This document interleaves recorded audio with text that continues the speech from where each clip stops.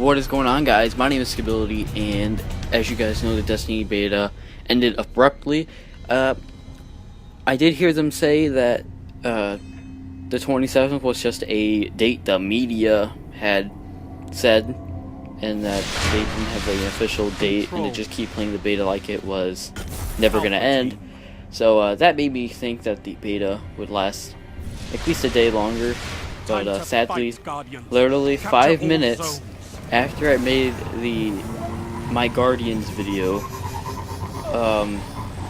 I got disconnected from the game altogether, and upon trying to connect for almost half an hour, finally hit me that the beta had ended. So, yeah, I'm very depressed. You know, you don't realize how short 4 days is until it's over. You captured Zone B. So, but with Destiny being over, this means that my mission begins with posting a Crucible game every other day. I have a strike lined up. I have some free roams for you guys, just so it's not all Crucible games. You know, just some stuff to keep you guys busy. And I apologize for my chair squeaking in the background. I swear I do not have a solid chair in this house. So, yeah, you're gonna hear it a little bit, so apologies for that. That's what that creaking and squeaking is in the background of my videos every now and then. But, back to what I was saying. Destiny's over. The beta's over, at least. We have a whole month and a half to kill till the beta. Not the beta, gosh. Still used to saying beta. We have a whole month and a half to kill until the full game comes out. And, you know, Destiny said... Goodness. Bungie said that they were going to treat the beta like a full product launch, so I'm going to take that and give a full review for the Destiny beta. Now, please note, this does not mean Destiny, the full game, is going to be bad. In fact, it's the exact opposite. The beta can only be better. The full game can only be better. I apologize, I keep saying beta, but, you know, after months and months of saying Destiny beta, it is officially locked into my head. So I have now, at least I have from now until the full game releases to get this out of my head. But, yeah, I'm going to start off my little review with the campaign, the small amount of missions we had. I'm going to start off this part with just something I saw in the forums last night for Destiny, and they said that the story was bleak, and it made no sense. Now, this isn't a direct quote, but this is just the summing up the whole full-page rant of what this person said. They could have written a book with this rant that they had about how terrible the story was. And let me just explain this right now. If you feel the same way as this guy, the story's bleak, doesn't make a lot of sense, and overall it just really is confusing. That's how it was meant to be. It's clearly stated by your ghost that your guardian has been dead for hundreds of years. Well, not.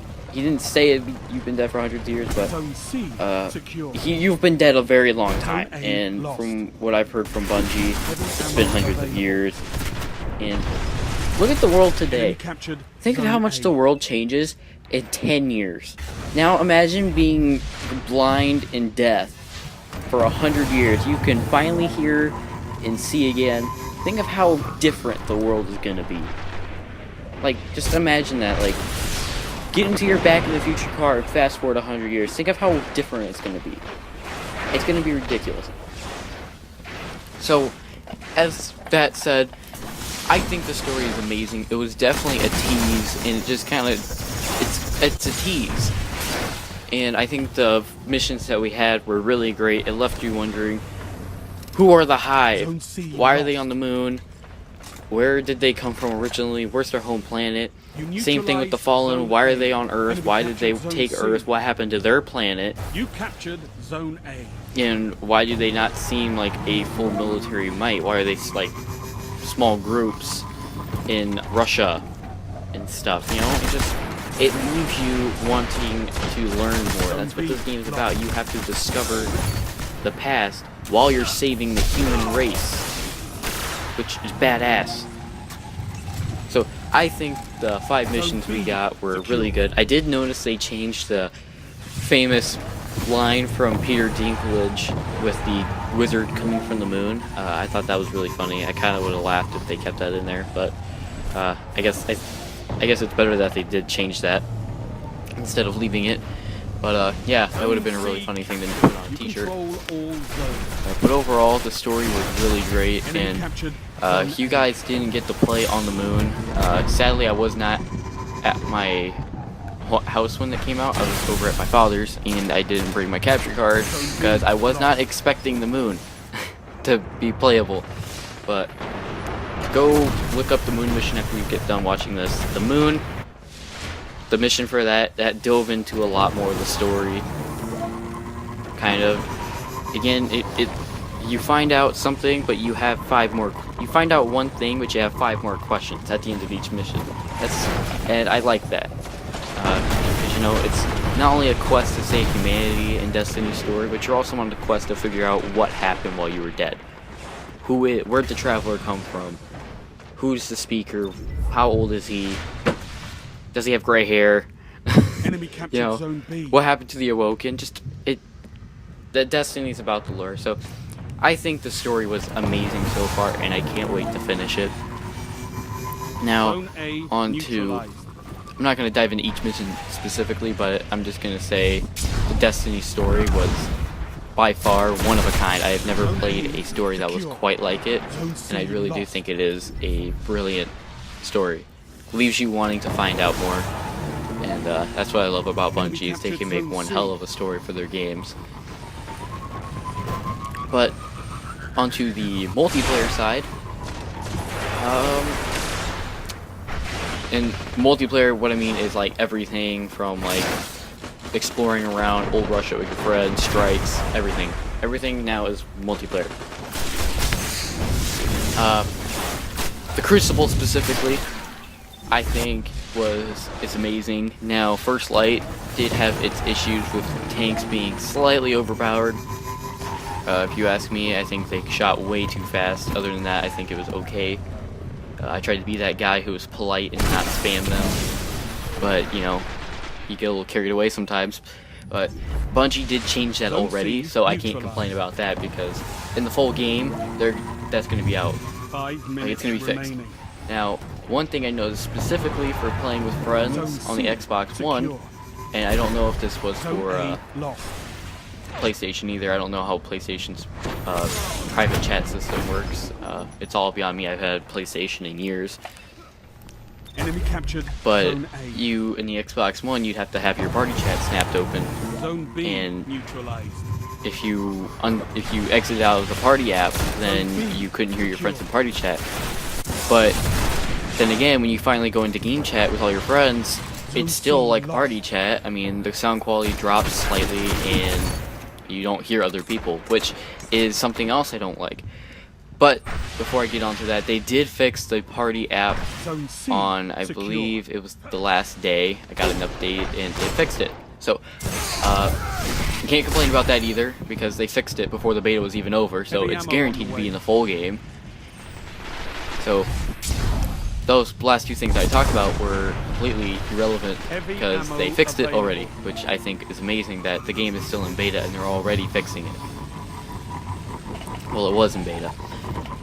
But once you get into game chat, there is no way you can talk to other people, which I think, I don't know if this was just a beta thing or what, but I think that was pretty stupid, because the whole point of it being a social game where you're always going to run into someone pretty much. Every corner you turn, you're going to run into a random guardian. You have the tower, which is your social hub, and you can't talk to these people. I mean, doesn't matter how cool it is, I can't speak to people through the dance motions and pointing and stuff, you know? And I don't want to have to text people on Xbox. I want to talk to them. I want to be social. Now, I understand, I mean, that this game's rated T for teen and everyone freaked out because, oh no, there's going to be more little kids. But look at Call of Duty.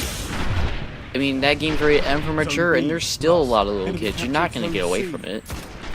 I mean, we just have to accept the fact that little kids are going to somehow convince their mom to buy them Call of Duty or whatever game they want by throwing themselves on the floor and kicking and screaming. I mean, I've done that before. Not recently. This was like when I was 6 and I wanted a DS game. Okay? Way back when. I don't do that anymore. Probably should, be really funny. Zone A But neutralized. I do believe people have been addressing this a lot, and what I would like to see, and I'm agreeing, I saw this in a forum as well, I would love to see a proximity chat. So, kind of something similar to DayZ, where if you're far enough away, their voice kind of gets Enemy captured. drowned out. I mean, it fades out because they're farther away. I think that would be amazing. You know, yelling battle strategies. What? Oh, fine, I'll just run over there. You know, it'd be freaking awesome. I wish more Zone games B had priority chat. neutralized. Proximity chat, sorry. GTA, that would have been a great game for proximity chat. You know, you want to talk to someone across the Zone map? B Give them a phone call. I think it's awesome. Like, I wish that they actually did that. I mean, because really right now, all a phone call in GTA does is basically create a private chat. But think of how awesome it would be if you actually had to use that to talk to your friend who's across the map to coordinate where he's going to land his plane to pick you up. I don't know. I just think this game needs proximity chat. But all in all, the PvP was really good. I did notice a lot of netcode issues here and there, and I don't know if it's specifically netcode, but I mean, I've shoot people, I would die, and they die a full second later. Secure. I heard about that. It's a pretty big issue from what I've heard from other people say, so I'm pretty sure Bungie's already working on addressing this. But, Zone B lost. you know, besides the netcode issues and the tank on first light, the Crucible was a pretty solid game mode. I mean, every time I messed up, it was pretty much the majority of the times I died, it was my fault for putting myself in that situation.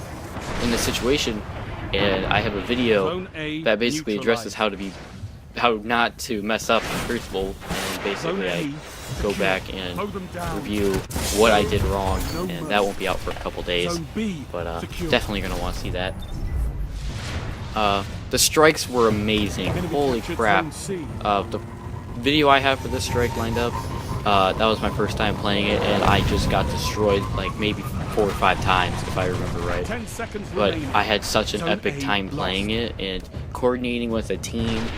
Well, I only had one other guy in my party, but coordinating with him and everything, it was just a really awesome experience. And the free roam was excellent as well. I really did like kind of exploring. I haven't found that 5th chest, damn it. I found 4. I found the 4th one on the last day in the little canyon, but I could not find the 5th one. It pissed me off. So, anyway, the Destiny beta, I would have to give it a 9 out of 10 stars for the small amount of issues. As always, it will be better. The full game will be 10 times better because this was only a beta and it's fucking amazing. Oh, anyway, subscribe for more Destiny, drop a like, and I'll talk to you guys later.